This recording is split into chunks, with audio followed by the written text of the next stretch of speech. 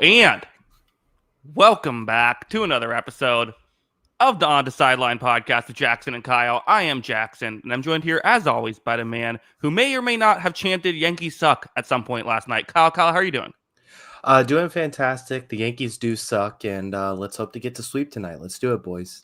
Yes, so we're coming at you from a little bit of an earlier hour because of that. So again, thank you for bearing with us. Sorry we keep changing times around. It wouldn't be the On the Sideline podcast if we just did the same time every time. But Kyle, we'll try to get you out of here by 6 so you can, hopefully enjoy the sweep. This will be the, either tonight and maybe tomorrow will be the last times I'm rooting for the Red Sox. So enjoy it while you can. Well, hopefully it's just tonight. So yeah, I agree. Yeah, we'll see how it goes. Good start. Yes. That was good. That was fun. What wasn't fun, Kyle, was the Monday Night Football games, which the good news about us having a bit of a shorter show because of you having to end this a little bit earlier is we don't have to spend too much time on these Monday night games. I mean, which one do you want to start with here? I guess we could just go in order. This game ended up being the closer one, and the Dolphins and Jets. This game, Dolphins looked like they returned to form a little bit, played better, and then Tyreek Hill goes down and basically, for all intents and purposes, ends their season. So definitely a difficult road down for the Dolphins. I know they're 1-3. They got to win. Maybe they could turn their season around still, but without their best offensive player, I still think that it's a massive, massive uphill battle. Yeah, I mean, like it was an uphill battle prior to this. That really is the story, right? He looked thrilled, Kyle, to be taken. I don't know. Is it possible he doesn't want to play football anymore? Is it possible he's happy to get a vacation now? It could be. I mean, I don't know. That was very bizarre how happy he was to see his knee torn to shreds. And then there's obviously the ambulance video with him in the back seat and all that. So I don't know what's going through his head. I don't want to know what's in Tyreek Hill's head, honestly. Sure. But definitely seemed like he wasn't too disappointed. Well. Yeah, it didn't seem like he was too disappointed about missing the rest of this season. So, yeah, obviously the Dolphins do have still a lot of talent in this offense. Devin Achane had a really good game in this one. Jalen Waddle had a couple big catches. Darren Waller with 2 touchdowns. He's back. Yeah. And then, I do like Malik Washington too. I mean, they have skill players that are still pretty interesting. But, I mean, it's none of those guys are Tyreek Hill, and none of them can recreate him in the aggregate. So that is the biggest issue you have for Miami. And you're still only 1-3. Even though you get this win, you managed to hang on late as the Jets continue to, kind of waffle a little bit. There are some good things about this team that I think I enjoy, but this defense doesn't get stops, man. They just are not good. Yeah, it's a rough situation. I mean, I don't, definitely, again, bounce back. I took bounce back a couple of weeks for the Titans on weirdly back-to-back primetime games. They feel like a bad team that feels like an NFL team. The Jets feel like a bad team that don't feel like an NFL team. Like Fields had his performance where I feel like you add more good than bad, but you can't fully trust as like a long-term answer. They did have that amazing run to kind of get them back in it. Garrett Wilson's very good, but yeah, I mean, it's just like they have no. I mean, it's that Bill James quote of people have the tendency to blame the best player when a team does bad. Like Sauce Gardner is like all they have in the secondary. Like he is. Andre Cisco's having an okay season too, but like that's it. Yeah, there's just not a lot, and I mean, like, it seems like it feels like it's everything too, right? It's not just those guys.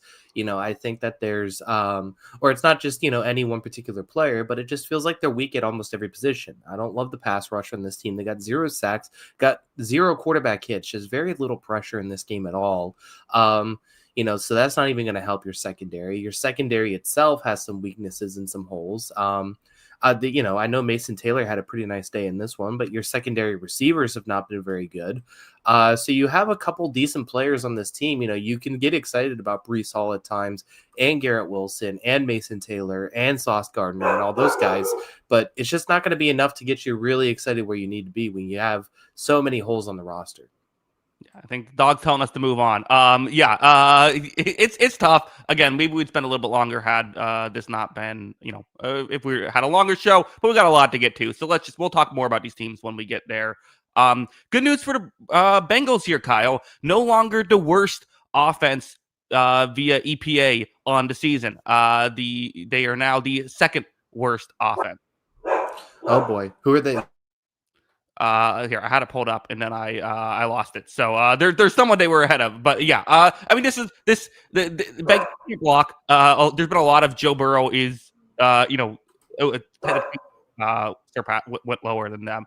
But yeah, I mean it's tough. They can't block. Jamar Chase went up to Zach Taylor.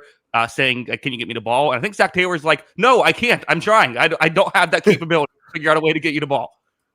It's that CG McCollum meme of "I'm trying, Jennifer." Yeah, yeah. I mean, this is it's a rough situation. They don't. I mean, you lose Joe Burrow, your season's done to begin with. But it's even rough. It's even more rough than that. So, it's again, do they consider? Do you consider bringing in someone like Jameis for this situation just to keep some of the guys happy? Like, I don't know, like, because obviously you're not getting what you need out of this position. But yeah, it's the season's over. This team is not good. The defense still isn't good. Bo Nix played a lot better in this game, not as well as like I probably wanted him to against this opponent, but he played well. And the Broncos felt like a return to form against the team they should have beat up. So, it is what it is. Yeah, even in Bo Nix's interception, which did hurt field position wise, like it was fourth down, trying to like nothing's open. I'd rather see a quarterback try to make a play than throw it away there. Yeah, I agree. I thought Bo Nix not perfect, but better. Step in the right direction. I keep hearing the Jameis thing. Kyle, the last thing the Bengals need to be doing is giving away draft picks right now, right? Like, I just feel like this is if Kenny Pickett is valued as a 5th round pick, Jameis is probably a 4th, right? Like, that just feels like not the right call here. I think maybe you could try to say hey, Giants will take on like Russell Wilson's contract, like Falcons will try to take on Kirk Cousins' contract, something like that. At least I get the logic behind, but ultimately, just let your team be bad, get a good draft pick, and try to go from here. The Bengals have tried to help their offensive line out. I mean, they have a highly paid left tackle and a 1st-round pick right tackle, and it's just the entire interior sucks and the right tackle sucks. So, and left tackle's not great. So it's just they're a mess. Yeah. I wouldn't trade a 4th-round pick for him. I was thinking more like one of those 6th and 7th round swap things that came with it.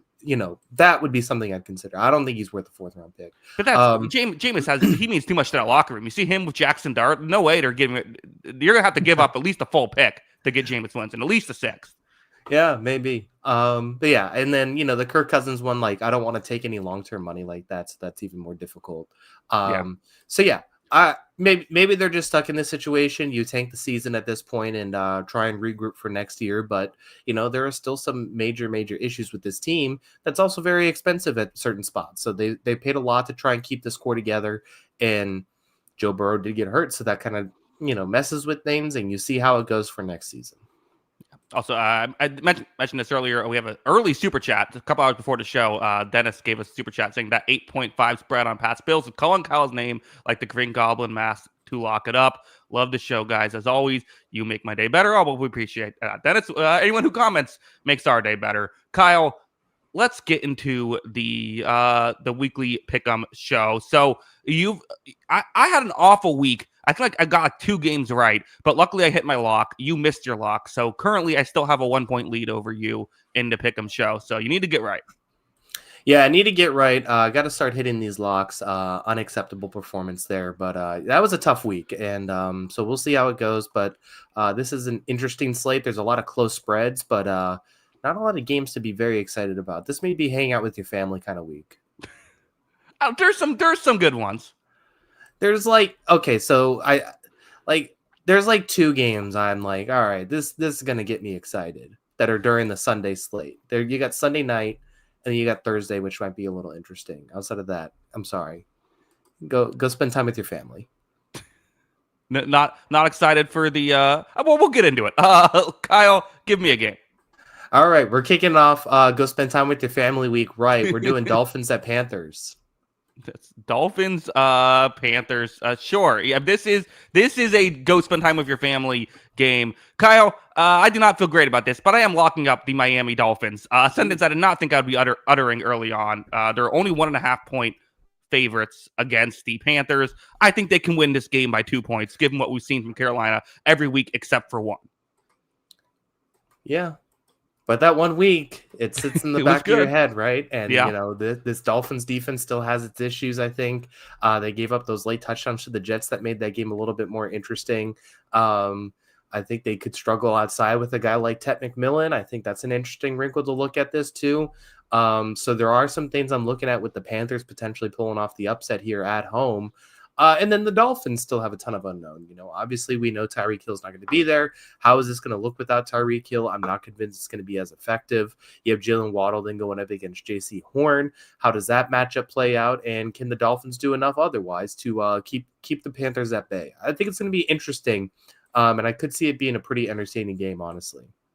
Yeah, this has one of those, like, it could be the game that, like, we end up watching anyway. I'm like, oh, that was actually fun, despite it being bad. Granted, I thought that had a chance of happening last week with Jets. That did not work out the way you were hoping. But yeah, I just feel like the Dolphins had that horrible first week. I feel like they've done okay, like, since then. Their defense is horrible. You're absolutely right. Like, Ted McMillan has to go off. Like, the Bryce Young needs to show something in this game, because I've been saying all season long that, like, I think the situation is a big deal for why Bryce Young is playing the way he's playing. Okay, but now's when you have to kind of prove, like, this is not going to be a bad situation against this Dolphins defense. You have to put up something here. Yeah, they should be able to establish it on the ground. Chuba Hubbard should even be able to get his touches in this one, and then Bryce Young has to take his chances. There are opportunities against this Dolphins defense, against every facet of it.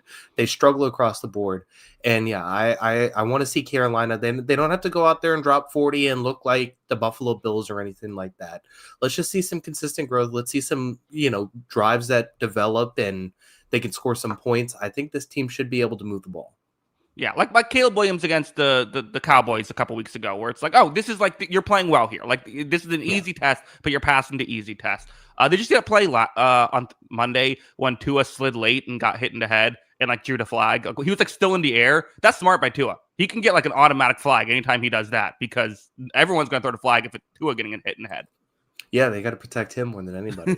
Yeah, that's should start doing the fake slide. That's what Mahomes should fake a concussion during the regular season, like when they already had the playoffs locked up, and then now he can, like, now he'll get that extra flag. He probably is already preparing for that, honestly. Yeah, I think so. After they free Rashee Rice, someone was concussed during that.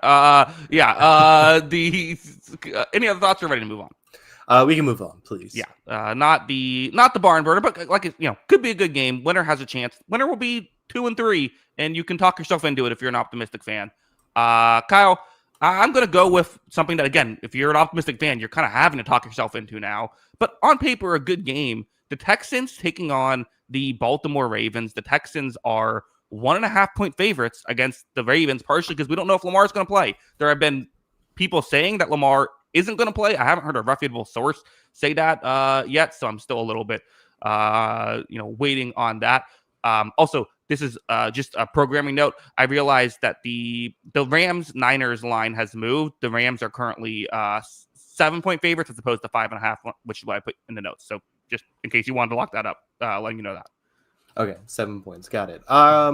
Yeah, so looking at this, there's no confirmation, but I'm going to lean on the side of Lamar not playing. And I'm going to take the Texans because going to that, I like Cooper Rush as a backup. I think he's all right, honestly, as a backup quarterback. I don't know how they're going to throw on this Texans defense, which is still very, very good, even though this Texans team's really struggled. So, this is a team really built around Lamar Jackson, his ability to extend plays, his ability to create off of almost anything. And as much as I like Cooper Rush as a backup, he doesn't quite have that same skill set as Lamar Jackson. That's my hot take. So maybe they're able to get a monster day out of Derrick Henry, and that gets them going.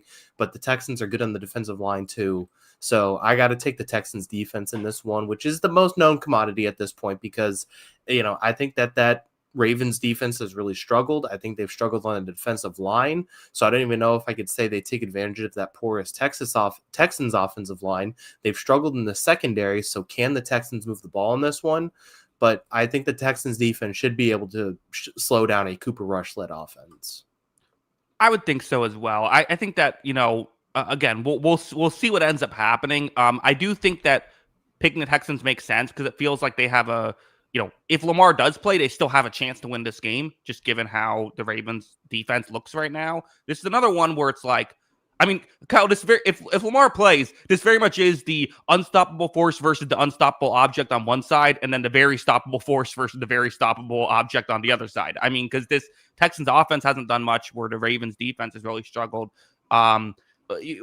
Just to finish up the Ravens offensive point, because you brought that up, I will say Texans running defense right now, 22nd best in rush EPA. So while they've been great as a whole and great pass defense, you can run a little bit on them. And again, part of that is because they've been defending the pass more, all that stuff. And who you played is still only 4 games in. But I don't think we've seen Derrick Henry win games with bad quarterback play before. That's not out of the cards here. Yeah, it's not. But also, I think part of that is if they're gearing up, they have the corners to be able to play the Ravens one-on-one in this game, even as good as a guy like Zay Flowers is. So that's a big factor for it with me as well. But yeah, I think it could be anyone's game, but at the same time, I trust that defense more than anything else for sure. Sure. I agree. And the flip side is no one can trust the Ravens defense. Again, it has half of its starters out. The Texans offense has looked horrible. This has to be a get-right game for the Texans offense, right? Or I guess for both teams. It's like if you're going to be a playoff team, it kind of feels like the Ravens are weird where I still feel like if they lose this game because Lamar doesn't play and then Lamar's back, I'm not going to fully count them out.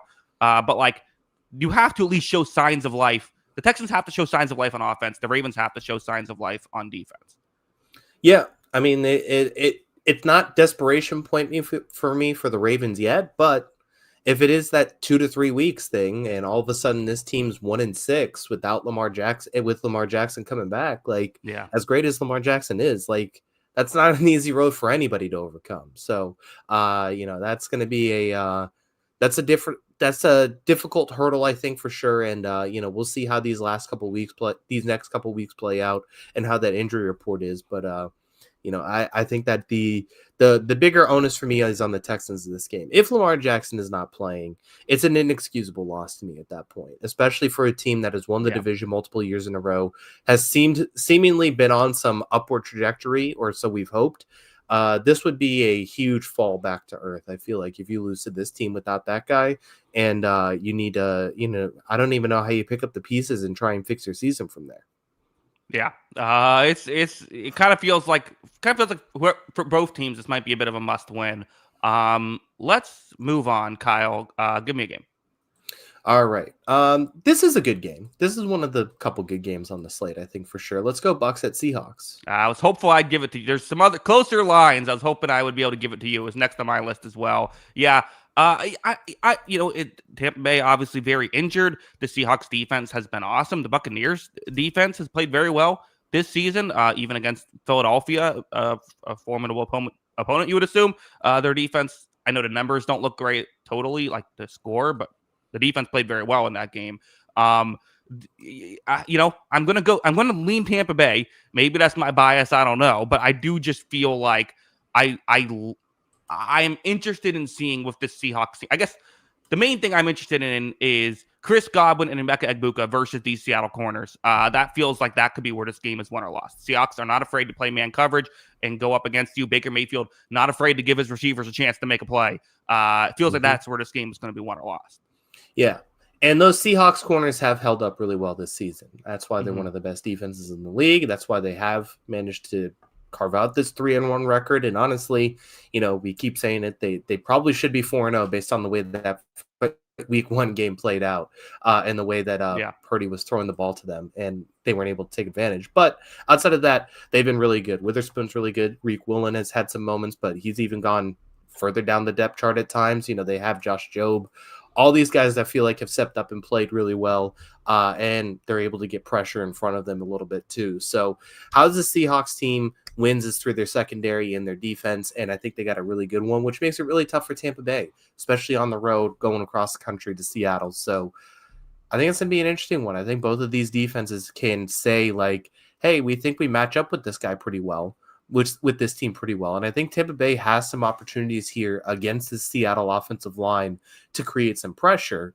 But the biggest thing is, you have to find a way to slow down Jackson Smith-Njigba at this point. And Seattle is so creative about the way they use him, create separation for him, or he creates separation out of the mismatches they create. And, how Tampa Bay is able to handle that matchup, I think is going to be key, because he has just been one of the most consistent receivers in the league at this point, if not the most consistent receiver outside Puka Nacua. So how they're able to slow him down is going to be key. I think Justin Jefferson and Jamar Chase are pretty good too. Well, they're good, but they haven't been as consistent this year. Was all maybe. For this, I mean, yeah, through 4 weeks, definitely. I think those two guys you could look towards. I think he's great. Jacob Parrish has been a really good player for rookie for the Buccaneers at the slot. I wonder if those two will get matched up on each other. The Bucs have not always done great against this type of receiver. Like obviously the Cooper Kupp game in the playoffs were he was kind of the difference in that game. That's something where they've sometimes struggled, and so they need to figure that out, because that does feel like something where the Seahawks can really take advantage. It's hard to imagine Seahawks winning without him having a good day, but it's very easy to imagine him having a good day. The other aspect, Kyle, neither one of these teams give up much in the ground game. The Buccaneers have the best run defense EPA-wise. Seahawks third best right now. These are two teams that are going to make you throw it. And so, Baker Mayfield can be volatile. He's having a very nice season. Sam Darnold can be volatile. He's having a very nice season. I do wonder, Todd Bowles does a lot of similar things to what the Rams do. We saw the Rams give Darnold trouble in the playoff game. This is the chance for Darnold to kind of redeem himself a little bit. Obviously, won't really redeem himself until he gets back into the playoffs, but a chance to show that he can rebound after that. Yeah, I think it's a big test for him again, and like you said, they're not going to get a lot of opportunities on the ground, and I think there are difficult matchup for both of these teams. Like you said, there's already some injury issues there with Tampa Bay on the offensive line. That's been talked about a lot here, and then you have to mention too the other fact that Bucky Irving is now battling an injury, and it's questionable if he's going to play this week. And he's been a huge part of this offense. So not only Irving on the ground, but I think in the passing game, you have to look at secondary playmakers just across the board, because as good as Igbuka has been, he's been fantastic. Chris Godwin struggled out of the gate in week 1. He was targeted, I think, 10 times and got 3 catches for 26 yards. You haven't got much out of K-Dot in this season. Is he someone that's involved? Could Rachaad White had a big game earlier in the year? Could he get involved? Sterling Shepard's had some moments. Could he get involved? You're going to need someone other than Igbuka, I think, in this game for sure. Really stand out if you're going to expect Tampa Bay to win on the road. It's a good call. Yeah, the depth, partially due to injuries, just hasn't quite been there receiving wise, and I agree about K-Dot, and you wanted more from him to start this year. Could get some with Bucky Irving out, which obviously is not fun. Means we could get some Sean Tucker carries in this game, though. That would make me very pleased. Yes, that'll be fun. We'll see if that happens. Kyle, time for me to give you a game. Let's talk some balls. This is another game where it seems like Daniels is going to play, going up against the Chargers, coming off of a tough loss. I mean, this is, again, both teams coming off a tough loss. Both teams want to prove that they are not just a potential playoff team, but a real contender. Well, here's an opportunity for both. Who do you think will win it? Yeah, I am going to take the Chargers. I'm not going to waver too much on this one. I think that last week was a little bit weird. There were some frustrating plays, I think, that led to that loss. Some kind of dumb miscommunication things led to an interception. I think Herbert still played pretty well. I think they are going to respond and kind of get back to themselves, which is playing just a smart brand of football, being a lot better and more disciplined. And I think that the Chargers are still really good, and I think they should be able to handle this, even if Daniels is very scary to go up against. Yeah, I mean, I just, where I'm viewing this right now, which is this Commanders offense or Commanders secondary, I just do not trust. Again, to use the EPA, fifth worst EPA defensively to start the year. I feel like the Chargers should have success throwing the ball, which they've already had success against good defenses throwing the ball in this game. Mm-hmm. I know that the receiving core didn't look great last week, but it feels like a bit of a get-right game in that aspect. And I just feel like that's the biggest mismatch in this game right now. Yeah, it really does feel like a big mismatch. And the biggest problem the Chargers are dealing with right now is this was an offense that we thought was built around maybe one of the best tackle duos in the league. And you're going to have neither of those tackles. Rashawn Slater's out for the year. Joe Alt is doubtful for the week. I don't think he's going to play. So that was something you kind of banked on this season, is having those two guys on your edge, and setting the tone for this team. However, I'm not really sure Washington is the team built to kind of take advantage of that. What? Preston's, Got yeah, Von Miller. they got Von Miller. Preston Smith, I think, has 4.5 sacks this year. So there's a little bit of something there, but I don't know, man. That's just not something that inspires a ton of confidence. So I don't even think the Balls have quite the personnel to even take advantage of the Chargers' issues right now. But that is something long term we are going to have to look at when it comes to the Chargers, even after this really good start. I don't think Preston Smith doesn't have. He had 4.5 sacks last year. Oh, wow. I looked at the wrong number. Why would It's they show okay. me that? It happens. I don't know. We sometimes doing research live on the show. Sometimes it goes wrong. Yeah. Okay. Yeah. So he just got signed. So never mind. Yeah. I mean, even then, like you said, they got Von Miller, but DJ Wise was supposed to be a big part of their signings too, and he got hurt immediately. So they got some issues there on the defensive line, and yeah, I think the Chargers should be able to move the ball just fine. And they've gotten some Amari and Hampton stuff. I want to see that continue. You've got him, you got McConkey, you got Johnston, you got Keenan Allen. Let's see this. Let's see them really spread the wealth here again. Yeah. I just feel like I want to see Jaden Daniels be like Jaden Daniels again. I know this is a tough defense. Mm-hmm. It's unfortunate for him. It feels like he got hurt when he got some easier defenses. Although Falcons have been good this year, but let's. I want to see that. If the Balls lose this game, but Daniels plays well, I'm like, okay, this is fine. You can work with this. Yeah, it's another team I'm not panicking about. I'm not panicking about Daniels either. I think he played well in the Giants game, even if it wasn't his best version of himself. And then that Green Bay game, he struggled for sure. But everybody struggled in that team. So let's see how the balance looks in this game. And I think they should be able to get a little bit more out of him and return to form a little bit. All right, Kyle, give me a game. All right, we're breezing through this, and I'm going to give you. Let's go Vikings at Vikings Browns. Yep, next on my list as well. I forgot to check and see if this line is correct. Well, yep, still the same. I guess Dylan Gabriel is a needle mover for the Cleveland Browns. Still 3.5-point underdogs against Minnesota, and I will lean that way as well. I will pick Minnesota. You got a rookie in his first start going up against Brian Flores. Tough start for Dylan Gabriel. It's still the right move. I just quite frankly think Dylan Gabriel is going to play better than Joe Flacco's been playing, even if it doesn't fully work out. So I'm excited to see this Browns team. I really am. I feel like the Browns have been underratedly a fun watch, despite the fact that they've been horrible this season. Yeah, I mean, this defense is good. I wouldn't be surprised if they covered this at minimum and keep it close, especially with Minnesota having the offensive issues that they've had this season, and they're missing a lot of guys. They just got Addison back, and Justin Jefferson had his best game of the season. So hopefully you can continue that if you're the Vikings, but it's not going to be easy against this team. This team's really good on the defensive line. This team's good in the secondary. I mean, there's just not much holes on the Browns defense. It might be the best in the league. So yeah, I wouldn't be surprised if this is a low scoring kind of slugfest. And I think that could lean to, the Browns may be able to steal the game that way. The biggest thing is going to be they're going to throw so much defensively at Dylan Gabriel that he's not going to be prepared for.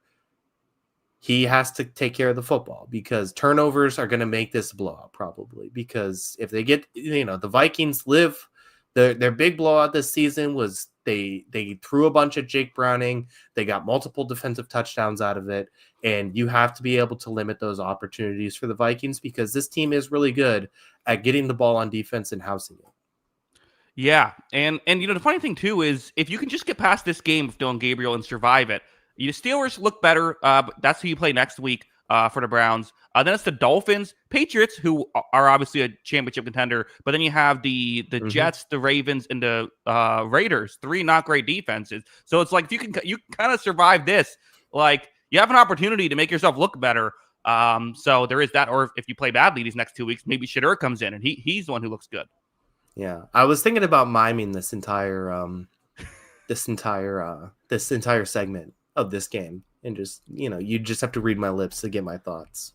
Yeah, that's a reference to, if you missed it, Shadur Sanders, when asked about this decision, decided to mime the answer, mime as though he was speaking without actually saying anything, which, like, I think it's fair to say, like, that's not what you should do. And also, if I was Deion Sanders' kid and a millionaire and, like, 23 and getting cameras shoved in my face, or I think 21, getting cameras shoved in the face, I'd be doing the exact same thing. Maybe. Mhm. I just my question, I guess, is that he felt I don't know. It seemed like he was a little surprised not to get the job or something. You know, you were drafted behind the guy that got the job. You were didn't outperform the guy you got drafted higher than you in the preseason. Yeah. So was the expectations then that you were going to get the starting job? I think it was just like, oh, you're going to take whatever I say and use it against me. So I'm just going to do something insane, and then everyone will use that against me. Yeah, that's fair. Okay, it wasn't a well thought. I think it was just like, oh, you're going to take whatever I say and use it against me. Like, just just say like, oh, happy for Dylan. Dylan, I hope he does well. Go Browns. It's a very easy way to, like, this is it's like if someone pulls him aside and says, here's what you do, this would be fine. Yeah, I think a lot of things would have been better than what he did.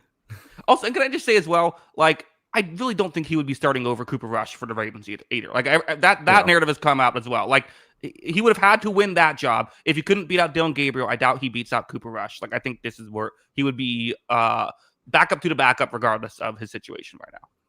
Yeah, I was saying the same thing. I agree.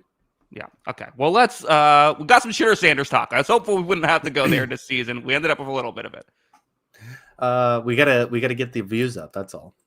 Excited to see Carson. One thing I was going to say about this, we got excited to see Carson Wentz against a good defense. I know it wasn't great last week. I didn't think he played as bad as the numbers would suggest.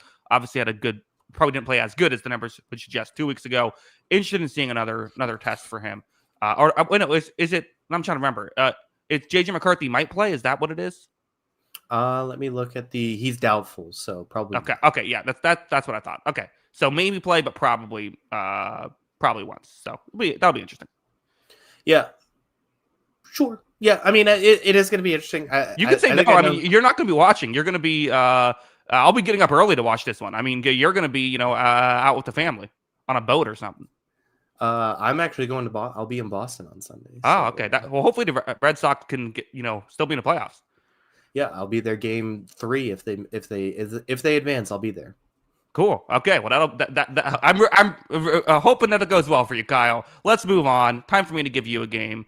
Broncos taking on the Philadelphia Eagles. Another good game. Another game that you don't want to be out with your family during. Kyle, who do you have winning this one? Yeah, I am going to take the Eagles, but I do think there are some pretty interesting things. Obviously all the talk about AJ Brown and what his cryptic posts mean and all that kind of stuff are coming back up. Could he just be like a troll?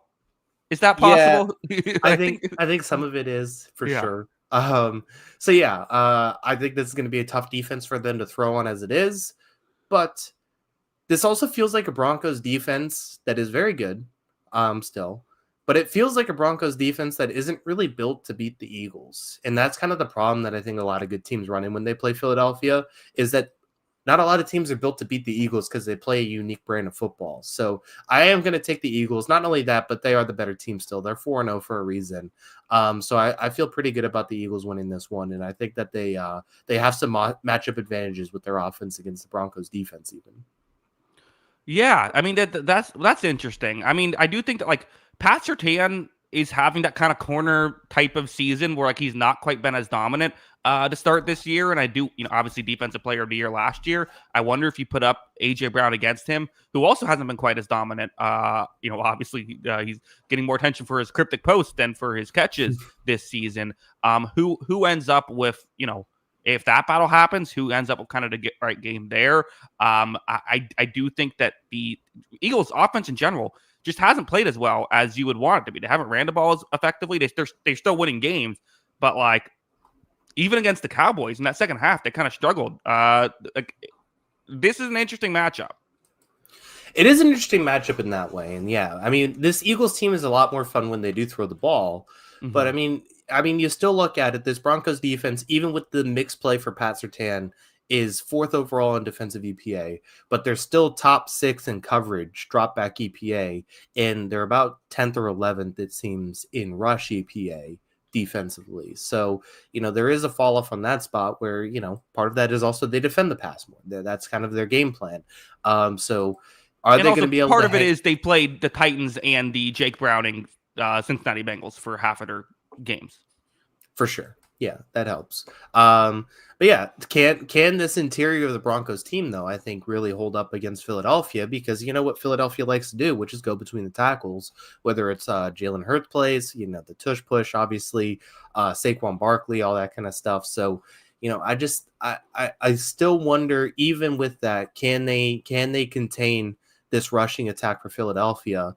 And there has been inconsistent play with guys like Pat Surtain and some of the top guys on this team. So can Philadelphia even find opportunities for the ball downfield? Because we've seen them be able to stretch the field when they want to and have success against really good teams, which is not something we expected, or which is not something that they do consistently. Yeah. Kyle, I think the Broncos have the most underrated player in football. I think they have the crown. I think Jonathan Cooper, just a consistently really good edge rusher opposite Nick Bonito. I feel like, it's tough. If you search John Cooper, he's not even the first guy that comes up because it's the Lightning head coach. So it's like, what does he got to do to get credit? Have a better name. Yeah. More interesting name, I guess. Oh yeah. Should do another one of those, like, how do actors change their name? He needs to be Lenny DiCaprio or whatever. Yeah. Lenny Smith yeah. I mean, no, he is a very good player, very good edge rusher. Like you said, this is a very complete team in a lot of ways. But I thought you were saying most underrated player. I was like, Tim Patrick's not on the team anymore. I don't know if you're going. Right, exactly. Yeah. The one reason why I'm picking the Eagles to win this game is they're just the Eagles, and you trust them to win. But I also the Eagles are covering so good, right? The Eagles, they had those injuries, and I'm like, I don't know if this is going to hold up. And they covered really well against Tampa Bay. I think that'll continue here, even with Cortland Sutton. You'll be able to put Quinyon Mitchell on him, and I just don't know if anyone else is going to get open past him. So I think that I think Bo Nix could again not have a great game, even if he doesn't actually play that poorly, just due to there might not be a lot of lanes open down the field. Yeah, definitely. I mean, they had struggles in week 1, and there were some shouts for concern because there were so many new faces there, and it's looked much better since then. I think the secondary, especially, and you have that, and this Jihad Campbell too. I mean, defensive rookie of the year candidate at this point. I mean, he's been really good, and he's been really impactful from this team too, from the linebacker spot. Yeah. Kieran says if he searches John Cooper, it's a British serial killer. But that's with an H. I just searched it. Jon is the Lightning head coach. John. I got a former American football college coach and player. So, Kieran, I don't know if you search for a lot of serial killers or something, but that might be your algorithm. Well, I think he's in the UK, so that probably adds to it. Okay, maybe, possibly. Cover everything about this game? I think so. We got serial killers in there, so we're fine. Whenever we start talking about serial killers, we got to move on. Kyle, give me a game. All right, let's go with Chiefs at Jaguars. Okay, yeah. I'm picking the Chiefs. How about the Jaguars? Only 3-point underdogs against the Kansas City Chiefs. I still just feel like for as good as Lawrence, as okay as Lawrence has looked this season, I still just feel like Spagnuolo can create issues with this Jaguars offense that's really been up and down, and maybe more down than up. Now, the Jaguars defense is really good. And for the Chiefs, who kind of had that get-right game against Baltimore, everything's looking good. They still do have some issues offensively, and I worry about that. But ultimately, when you have two good defenses and you have Patrick Mahomes on one side and Lawrence on the other side, obviously I'm going to pick the Chiefs. But this is a real, if the Jaguars want to prove they're legit, you don't got to win this game, but stay competitive with the Chiefs. Which, granted, I guess everyone stays competitive with the Chiefs except for Baltimore, so maybe it's not that impressive. But this, it's a good litmus test for them. Yeah, this Jaguars defense is playing really, really good this season. Yeah, they are very good in coverage. They're good on the defensive line. They've done a lot of really good stuff in their 4 games and their 3 wins, and could have been 4-2. Another one of those teams with a dumb loss. So yeah, they're right there in that conversation at this point because the defense is carrying them. That's for sure. So I think it's very impressive what they're doing. Like I said, I like them up front. I like them in the coverage area too. They have depth in coverage too because they can deploy Travis Hunter at times, or they have guys like Jordan Lewis, Jerry and Jones to play next to Tyson Campbell. So they're pretty good across the board. I am going to be very curious to see, you know, the spine of this team, especially, this Chiefs team cannot run the ball right now. They haven't gotten anything out of it.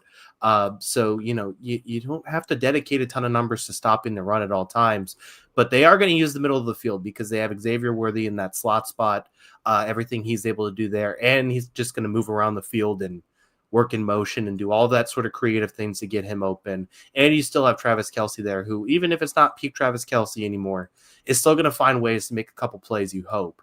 So how does the spine of this defense, how does Devin Lloyd, how does Oluwakan, all those guys, how do they handle those matchups and covering the middle of the field against this team? Yeah, it's a great question. Victor brings up in the chat that the Jaguars haven't played a lot of good offenses. That's true. This is definitely their biggest test. They don't love the blitz. They like to send for and play defense. And Mahomes, over his career, used to be awesome against the blitz. He's actually kind of flipped, and usually he's better when you give him time at this point. So if you do give him time, those edge rushers are going to have to be able to swallow him up if he tries to get outside the pocket. And Devin Lloyd and Oluwakan might have to make sure they can make some tackles with him scrambling here. I think this should be a very, very fascinating game. I think if the Jaguars are going to pull off the upset, Brian Thomas Jr. has to get involved. The Chiefs are going to blitz. They're going to give him one-on-one matchups. You'll probably have Trent McDuffie on him. Like, you need to win that matchup. Yeah, you need something from your receivers this season for sure. Yeah. Travis Etienne, I still think is having a really underrated season. I think he's been really, really good for this team. And I mean, probably is the biggest reason for the offense, any sort of offensive success at this point. I think he's been really good, but you need to get something out of these receivers, whether it's him, whether it's Travis Hunter, who you've gotten very little out of, or maybe even Tim Patrick is still on this team. So yeah, you need to get some big plays, I think, for sure, because if you are going to blitz, there are going to be opportunities to throw. And this Chiefs team, after a tough first week, has looked a lot better in that regard as far as covering in those situations. You got Trent McDuffie out there. You got this Noel Williams, who's the rookie, who's had some really good moments too. And they have looked very solid in the back half of this team after the Chargers diced them early. Has Noel Williams looked good? I think I called that. I think that was one of my takes. Look at me. I forgot about his name until you brought it up. Yeah, he's had some decent moments. He's been good. Okay, cool. So yeah, look at me. Yeah, good call by you. Got to. I just like, oh yeah, wait. I think so. I could be wrong. Whatever. No one remembers. I'll just say I was. Here's a stat for you. Chiefs second worst run defense EPA per play wise. Now they've been up in some of these games big, so that probably affects things a little. But like the past 2 weeks, but like still, second worst run defense EPA. There's your Jaguar stat if you want to pick the Jaguars to win. Yeah, it also just feels like the Chiefs are built to, like, when they want to stop the run, I just feel like I trust them to stop the run. Like, I don't know. Maybe I'm just giving them too much credit. But that's just generally how I feel about the Chiefs. We've seen them against the Ravens in the postseason, and like when they are game planning for something, I feel like they're going to be able to stop it. So you need your second and third options to show up. I agree. Kyle, my turn to give you a game. Let's go to the Thursday game. Let's another interesting NFC West matchup. Last week it ended up being a fun one with the Cardinals and Seahawks. Now we're getting the other two. Niners going to Los Angeles to play the Rams. The 7-point favorite Rams. This was surprising to me. Kyle, who you got? Yeah, a lot of changes to that line. I am going to go with the Rams. I think they're the better team. This is a big line, so I wouldn't bet it necessarily, especially with Thursday night games. I always try and stay away Thursday night. They get weird. But you got no Brock Purdy. You got no Jawan Jennings. You got no Ricky Pearsall now. You still don't have George Kittle. You still don't have Brandon Ayuk. Just going through the list now, you don't have Nick Bosa anymore, right? So, like, yeah, I mean, it's a star-driven team that's missing how many stars at this point? Like, it's just, or even like just really good players. So that's tough. I mean, your number one receiver going into this week is probably going to be Kendrick Bourne.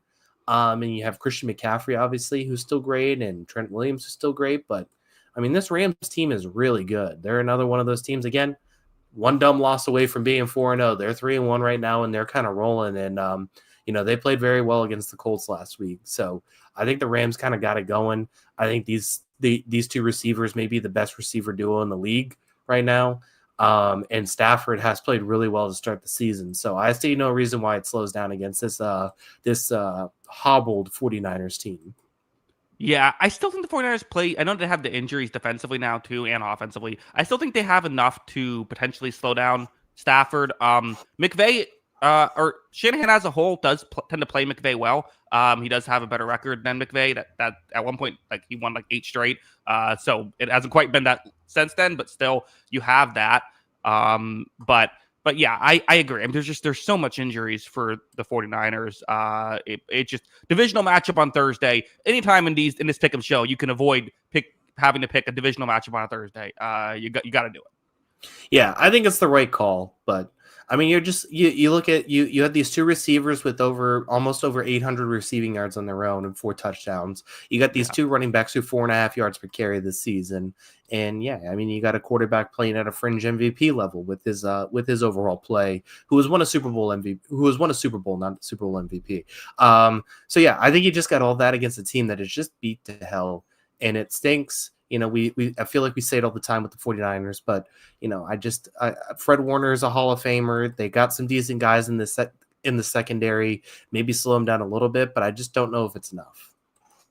Yeah, well, hey, the 49ers got a couple Super Bowl winners on their receiving core coming into this week. Sky Moore, Marquez Valdes-Scantling. I think he maybe won one with the Chiefs, perhaps. Did he? I forget. I would imagine so. So yeah, I mean, there's a chance. Yeah, there you go. Yeah, it'll be tough, but I legitimately think they have a chance. I trust Shanahan to at least hopefully put up a fight.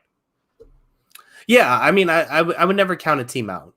We've seen some crazy upsets already to start this season, and this is, like you said, divisional matchup. These two teams know each other really well. These coaching staffs know each other really well. Nothing's out of the table for them.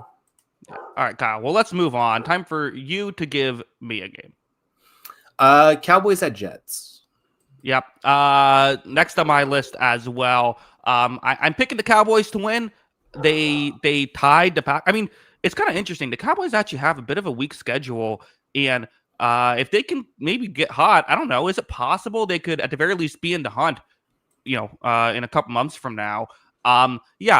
This Cowboys offense is a buzzsaw. Dak Prescott should be an MVP candidate. Like, it's annoying that record matters so much of MVPs. We should be talking about him as an MVP candidate through 4 weeks, even if the Bears game wasn't great. He's playing fantastic football. And then meanwhile, like, again, the Jets are not playing good football at all. They're not defending well. They have little depth. And for this Cowboys offense, they've shown, like, these guys who we don't necessarily think of as great players are showing up, and they're able to contribute on the outside, not just Pickens, but, you have Kevontae Turpin's turned into a real, like, player on the outside. Jalen Tolbert made that nice catch. So, yeah, I mean, if I didn't have my lock, I'd consider using it here.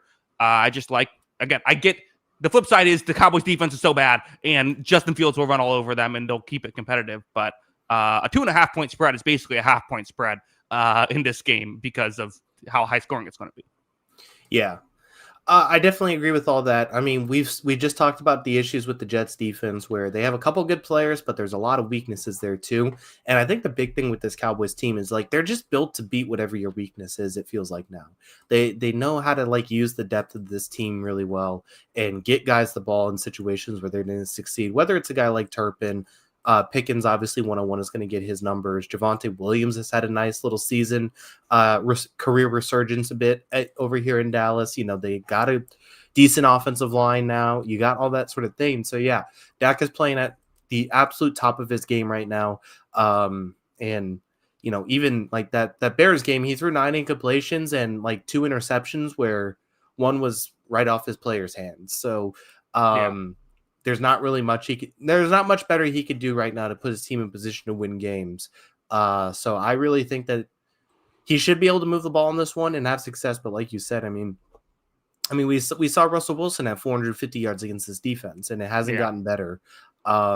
it wouldn't even shock me if Justin Fields is able to have a big passing day in this game. So I think it's going to be close because of that, but I do lean Cowboys because I think this offense is really good. Yeah, I agree. One thing I thought about with Aaron Glenn, like, remember Dan Campbell's first year as a head coach, and like Lions fans like, whoa, like we're losing by 7. This is awesome. Like wow, we almost won that game. This is great. Like he started 0-10-1, but like because of that horrific start, but because of like they were competitive, everyone was just having fun. Like the Jets, against Tampa Bay, is everyone's like Aaron Glenn. Can you believe he's happy after the loss? And it's like. That's why it's hard to have success in New York, because like this, like you're trying to build a culture, and people are like, it's 4 games in, why haven't you turned things around yet? So it's just I don't know if he's going to get the opportunity Dan Campbell got. Probably not, especially for a fan base that really has weirdly high expectations for very little success. So I think it's going to be tough for him. Yeah. All right. Well, let's power through these. We have 5 games left. I know, Kyle, you got to get out of here soon. If you have to go, let me know, and I can recap the rest of the show myself. But I'll give you a game. We'll try to just go quickly. I'll give you Giants Saints here. Is this your lock? Yeah, I'm going to lock up the Giants. Quite an interesting line here. I don't really see the scenario where the Saints are favored against a professional football team right now, even at home. Mm-hmm. The Giants are coming off a big win where I thought their defense played really well. Was there mistakes on the Chargers parts that led to it? Yes, some, but they also, played smart football. Jackson Dart took care of it, made good decisions for the most part. I thought had a pretty decent debut against a really good defense. I think I got to take, I got to take the Giants, even if I'm not like overly optimistic about the long-term success of this offense, or this season, at least with this offense. I think they got a really good defense that played its best game last week. Yeah, you worry about the loss of Neighbors, obviously, and how that could affect things. Will it affect things this week? I don't know, but like very possible. Their offense against the Chargers really wasn't great, and mostly when it was good, it was Jackson Dart running the football, which is, I don't know how repeatable of a strategy that is. For the Saints, they don't do a lot of things well. They do have Demario Davis, who's still great over the middle, who can kind of help out with that kind of stuff. So, yeah, not a lot of great stuff. It is a stoppable force versus the movable object. Their Giants defense has been scrappy. It's been underrated. Spencer Rattler, 0-10 now in his career. I believe the record is 0-15. So with 15 losses without a win, we'll see if he can, make sure he's not on the wrong side of that record. Yeah, I mean that's the hope, and yeah, I think Dart. I don't know if it's not a perfect situation, but at the same time, like. It could be a situation where I just need to get, 14 points out of them to get a win, because, this is not an awesome Saints offensive line against a very, very good and very talented and playing extremely well Giants defensive line. Dexter Lawrence, Brian Burns, Kayvon Thibodeau have all had really good seasons. What is his name? Abdul Carter's maybe coming off the best game of his young career. And then, you got guys like Drew Phillips starting to play a little bit better, Javon Holland in the secondary. So it just feels like you got a situation here where I don't really see the scenario where the Saints are going to move the ball a lot against this team. If the Chargers really struggled, I don't see it with Spencer Rattler in this Saints offense. Yeah, possibly not. Kyle, let's move on. Give me a game. All right, let's go with Patriots at Bills. Okay, Kyle, I feel like you're putting this one in part just because you want to talk about the Patriots. You've been chomping at the bit to talk about the Patriots here. I made it a thumbnail game for you, Kyle. I wasn't going to do that if you weren't the co-host of this podcast. I had to give you that. Obviously I'm picking the Bills to win. I won't say anything. Kyle, have 2 minutes to talk about whatever you want to talk about with this game. No, I mean, I think it's a great test for this Patriots team where, like I said, I think they need to continue to limit their mistakes, because when they limit mistakes, they put themselves in great position to win games. I think this team's better than their 2-2 record this season based on their opponents, but they've looked really good in 2 games and then, sloppy in 2 other games, and that's the 2 games they lost. So just as far as I'm interested in, this Patriots offense has started to come alive, I think, these last few weeks, and even that Steelers game, which the turnovers shouldn't happen, they move the ball really well in that game too. So they're going up against a defense which has a very good defensive line, but has a very leaky secondary. Are they going to be able to continue to throw the ball in this game? I think that's something I'm looking at. Drake Mays had a fantastic start to this season. And even on the offensive line, I look at like guys like Will Campbell has had a fantastic start to this season. He's going to have a big test against Greg Rousseau in this defensive line as well. So I think that there are opportunities here for the Patriots potentially move the ball, but the Bills are going to be smart. You know that they're going to be better prepared just because that's what they do. And if the Patriots have to limit mistakes if they want to have a shot, but I do think that the Bills are obviously a way better team, and they're a Super Bowl contender for a reason. So yeah, it'd be crazy not to pick the Bills, but I do think that there are going to be opportunities here for the Patriots. Yeah. So Victor brings up Diggs' revenge game. This is an actual revenge game. We always use the revenge game. This one is correct. This is a player got traded away. He had bad blood. He gets traded away. Like now playing. This is a real revenge game. Although I think Benford will be on him a lot. I'm wondering. I think for the Patriots to win, they're going to have to probably target these other receivers, which has been a weakness for the Bills so far. Yeah, I mean that's going to be the big thing, and it's a Patriots team also that's weirdly actually kind of getting healthy for the right time of the season. You got Jelani Tavai coming back. The linebacker spot's been a big problem to start this season. You had Christian Gonzalez make his debut last week. Those are going to be big. That's going to be a big thing for the matchup against the Bills. And, it's never going to be easy to stop Josh Allen, but this defensive line has also played really well going up against a good Bills offensive line. So, the Patriots, I don't think this team shouldn't roll over and die in this game. So that's just what I want to see competitiveness. I want to see them fight to the end of this game and maybe put themselves in a potential chance to steal an upset. That's all. Yeah, come on. Let's go Patriots here. Kyle will be the most unsufferable you have ever heard if we start off the show with a Patriots victory. And that's saying something. Kyle, this is a one stat.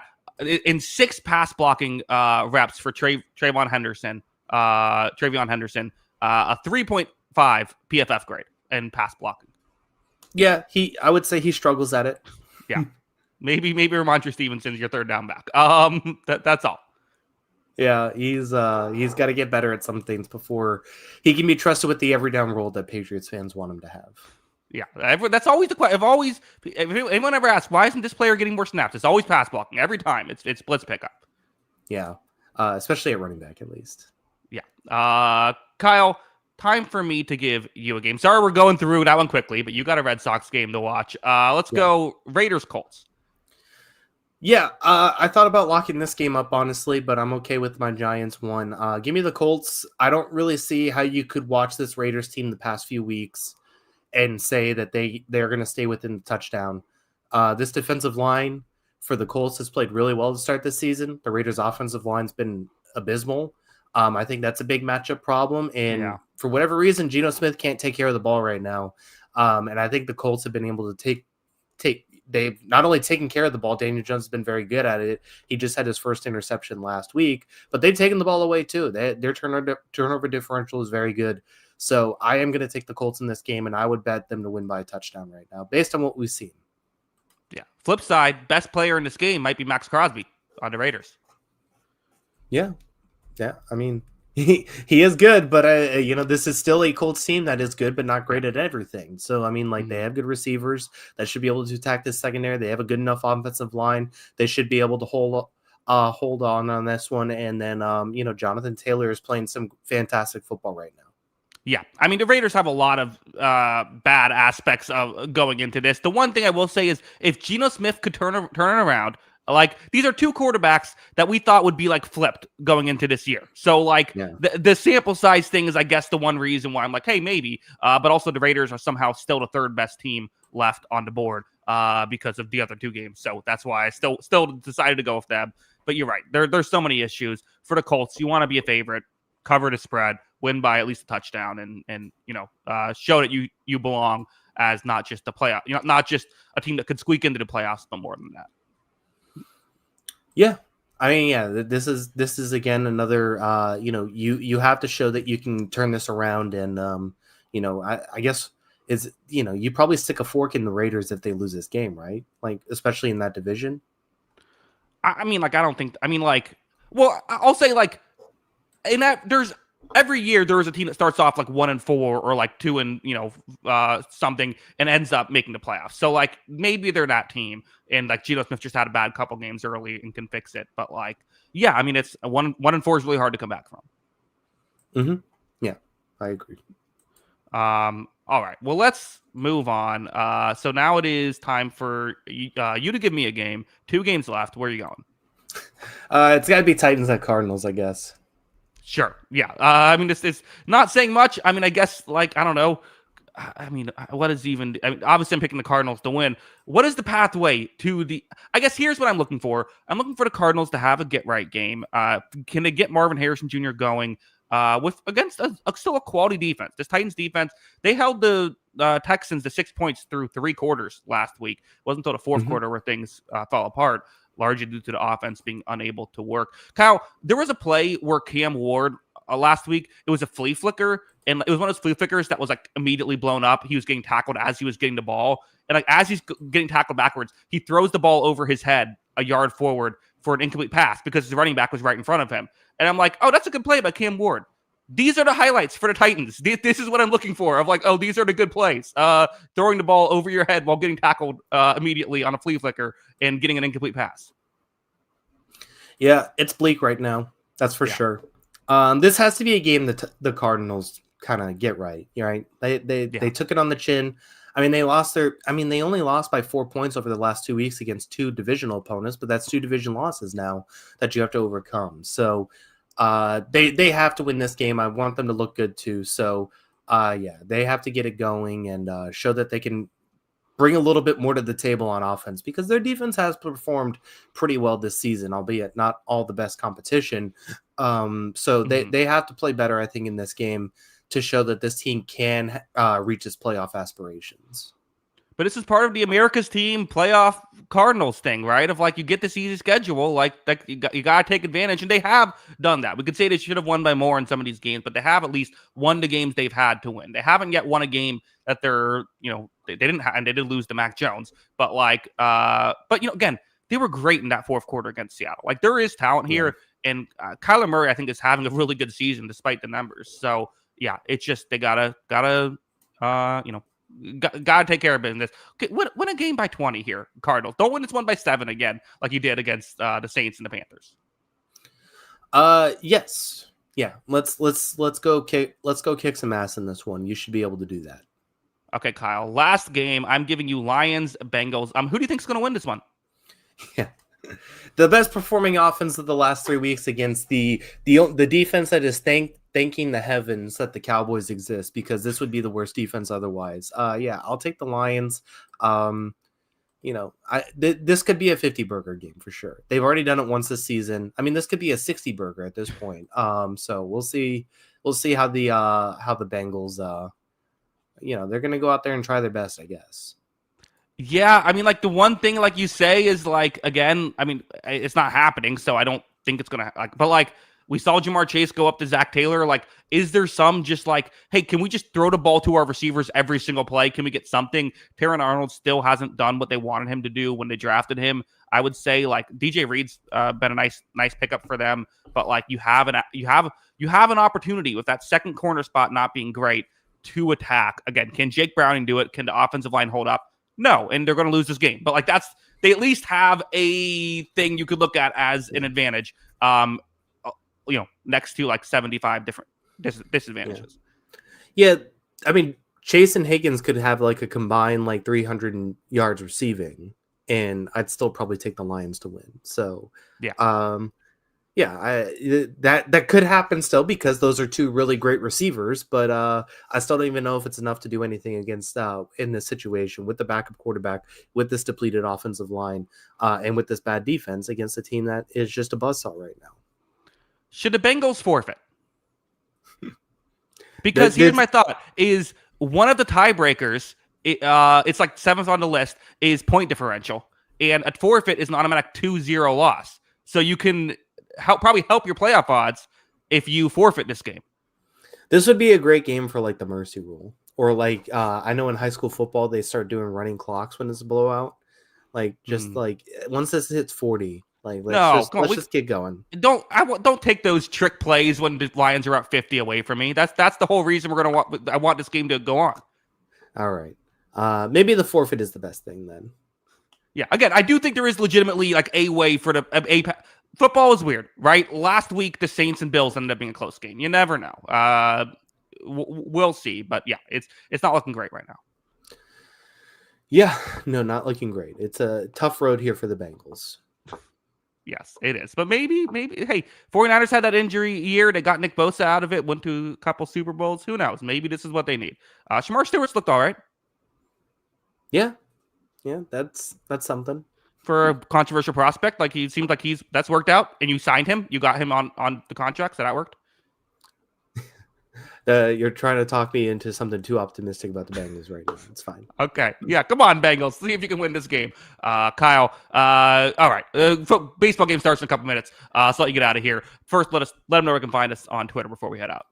Yeah, make sure to follow us on Twitter. That is at Jackson Kruger. Make sure to follow me at Kyle Grana. And make sure to follow the account page at On the Sideline JK. That is at On the Sideline JK. Of course, if like audio-only podcast, anywhere you get your podcast, search On the Sideline Podcast. We should be available there. That is our show. Go watch some baseball. Thank you, everybody, for watching or listening. We'll be back midnight Eastern.